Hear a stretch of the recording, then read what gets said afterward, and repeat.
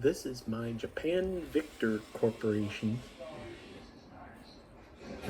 GR-D72U, otherwise known as the GR-D73 in Europe and PAL territories.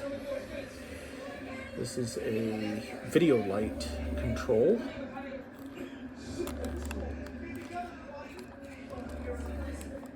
Open the LCD.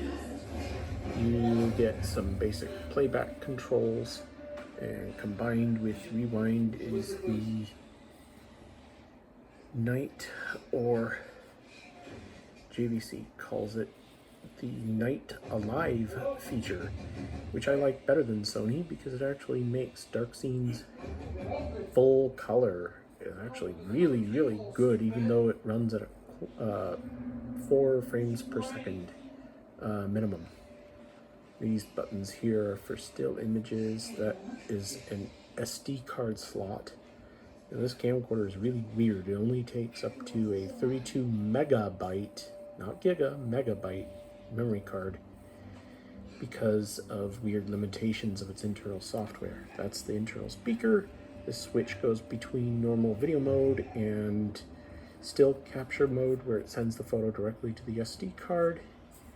That USB port is MPEG 1 320 by 240.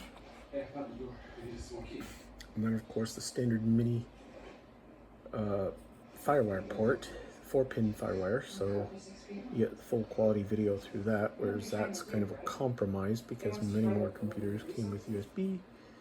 That is the S-video port. Works really well, as one would expect. AV here, stereo AV in and out, so that's nice. I haven't seen if I can connect a line level microphone to this yet. I'd be very curious to try. This is of course the AC adapter, and that's the LCD, no duh. Here is the LCD swung out. You've got the front of the camcorder here.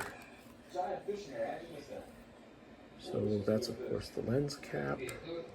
Take that off, you get the 16x optical, as you can see here. And this has a ridiculous 700x digital zoom. Though why in the world you would ever want to zoom that close digitally, I don't know, but it's there. That's of course a stereo microphone, not very good separation. This window here contains infrared sensors for autofocus, white balance, and the remote control. This is a video light, a standard white video light. Very handy for use with low light situations where you just need a little more light. It also works really great with the Night Alive feature to allow the camcorder to film some remarkable low light scenes. Now of course this is the cassette door side. Here's the wide telephoto control. I like this control. It is very accurate, and you can get some real nice slow telephoto and wide zooming with that. This is of course the shutter button for stills. This button is nice. I use it very often because sometimes the camcorder doesn't always focus on what I want. So I hit that in camera mode and use this and it'll focus. I use it in playback mode, and this button finds the most recent blank spot on the tape. Now moving around to the back of the camcorder, here's where you mount the standard battery, or extended life batteries of course. The only thing is, since they stick out more and the viewfinder only pulls out, you don't get much room for your nose when you're using a camcorder. I just deal with it. I either tilt my face or just, I like the middle battery because it provides a real nice shooting time and doesn't make me have to carry about 5 or 6 different little tiny ones. So this here is the menu and volume control. When it doesn't do anything else and this is in playback mode, this controls the volume of the internal speaker. Also, you push it down and then rotate to select, open and select menu items. There's a lot of menus in the camcorder, and it controls a fair number of manual options that make using it a really nice treat. And then of course over here, you've got the video door. Here's the eject.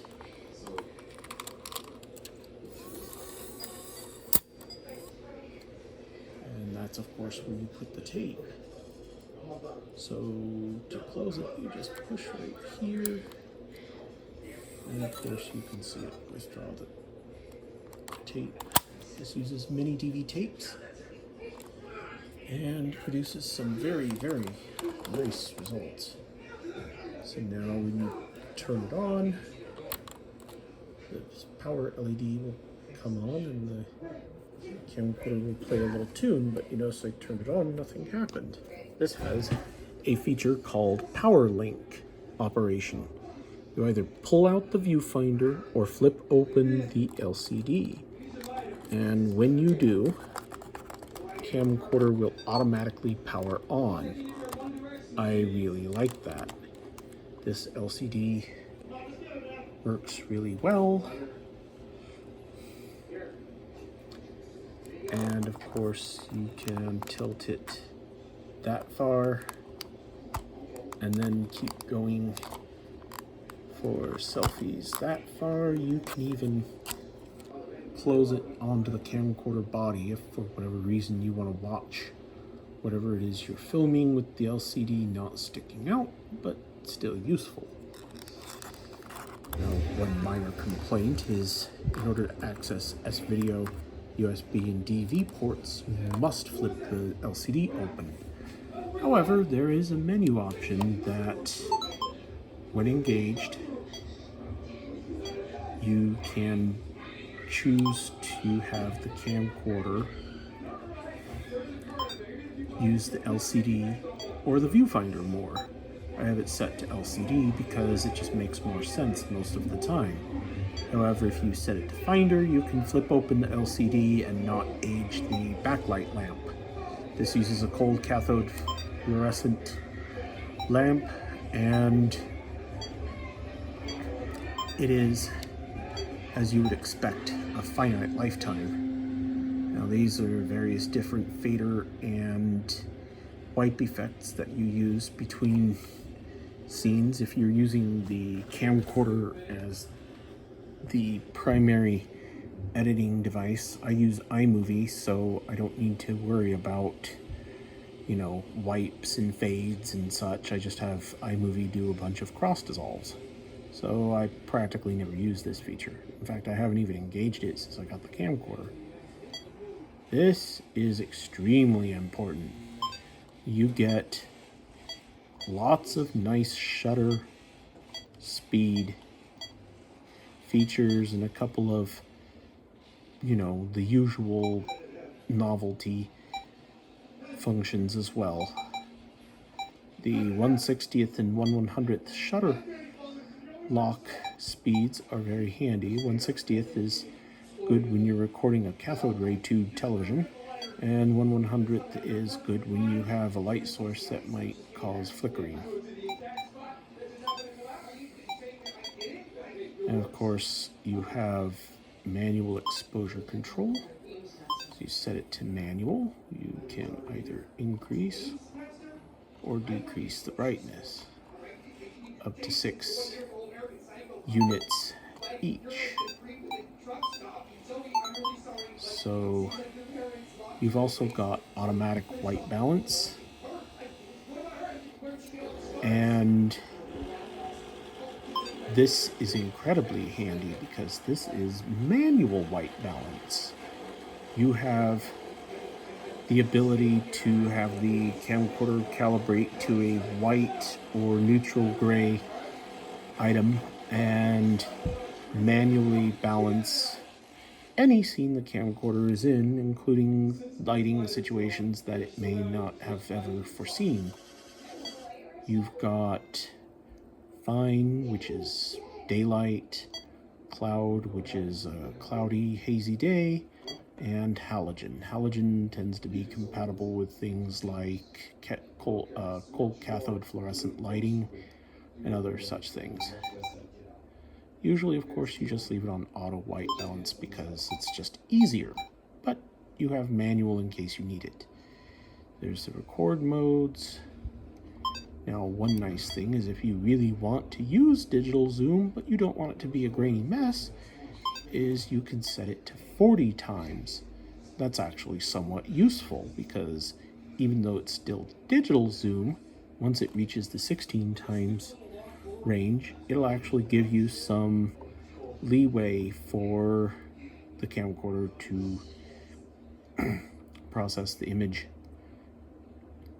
that little bit more, get a little more range out of the camera, and if you're filming something that's really, really far away, particularly on a tripod, it'll work good. Usually I leave it here because, obviously. So snap mode has to do with putting novelty frames around still images. I practically never use it because why bother?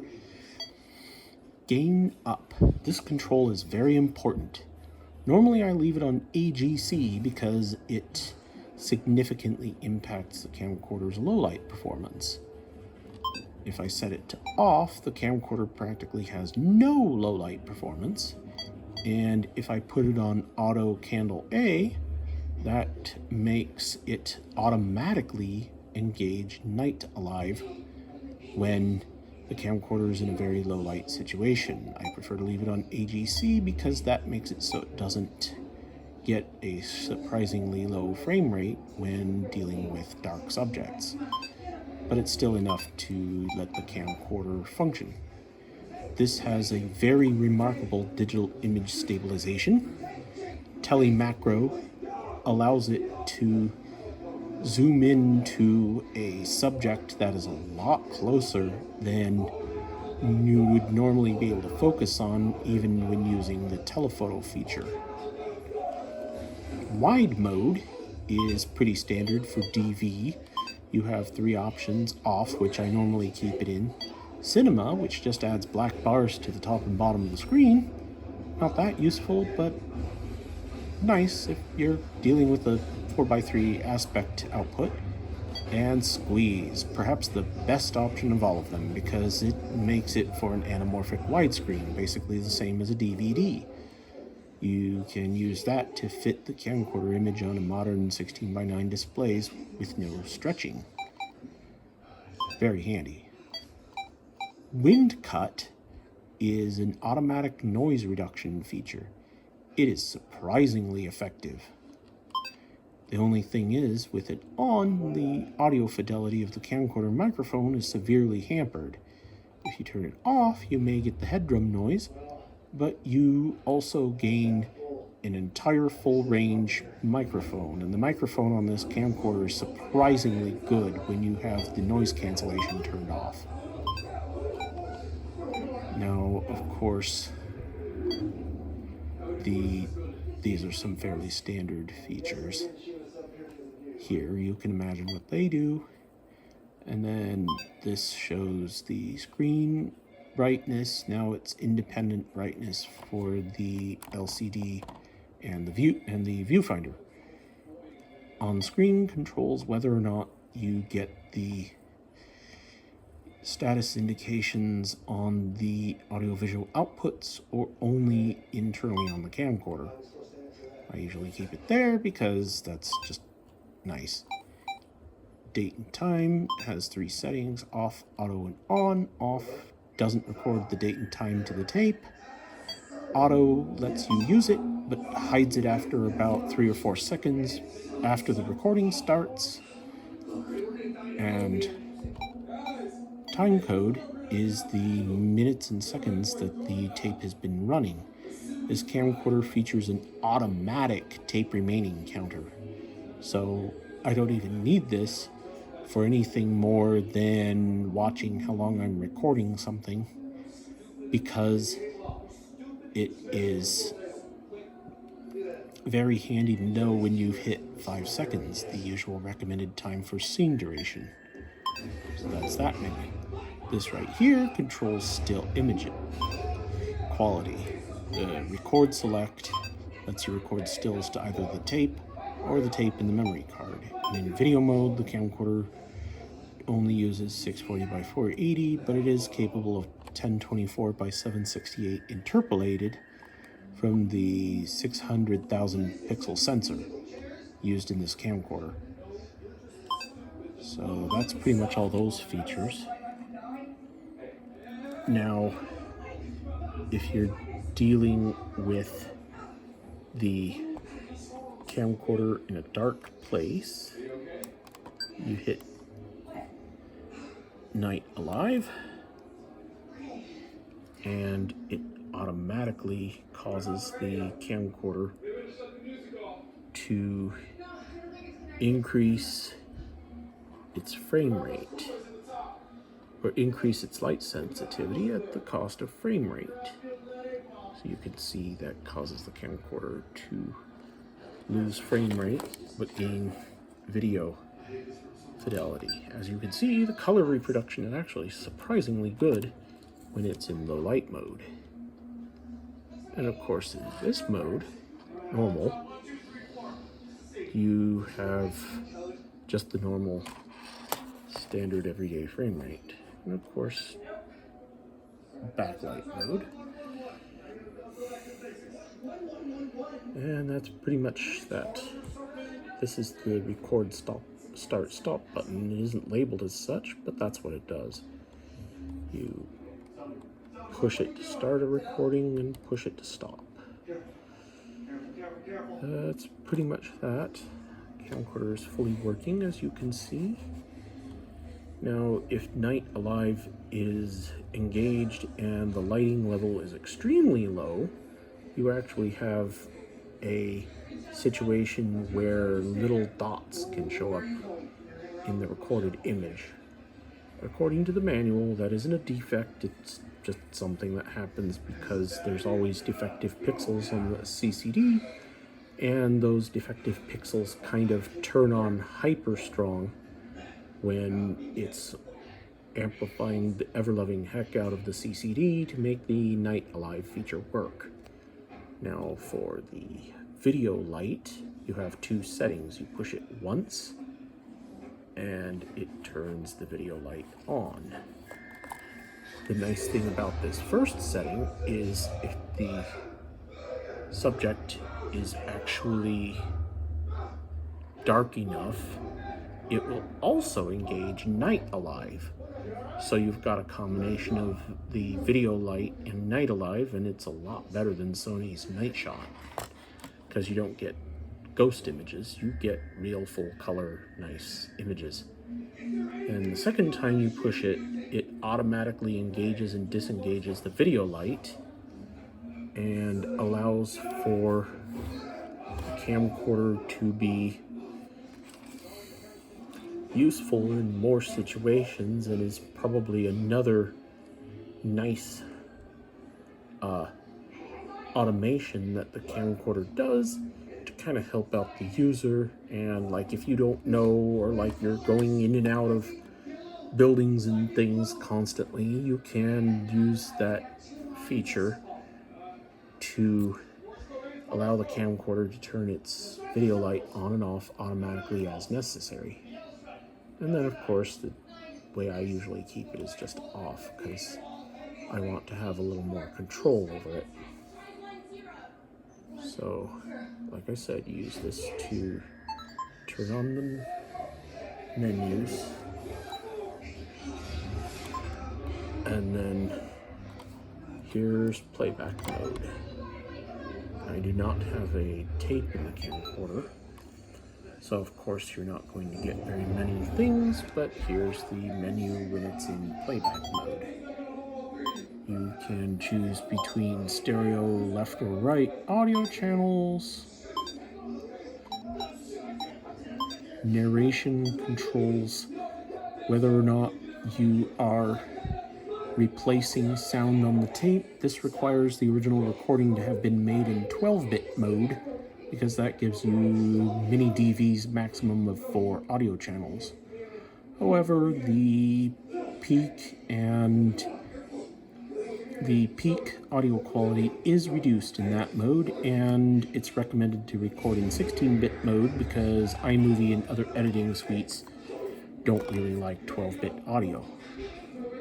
Here's record mode. You get SP and LP. LP works good, especially if you're doing a VHS transfer to MiniDV tape, because it just functions. This tape to memory card copy allows you to copy single still frames from the tape directly to a micro SD or SD card inserted in the slot as still images, good for still image capture of pre-recorded tapes. This is very important. This is an S-video and AV input. You switch that on, it reverses the connections from output to input and allows you to record from other sources, either other camcorders, VCRs, etc.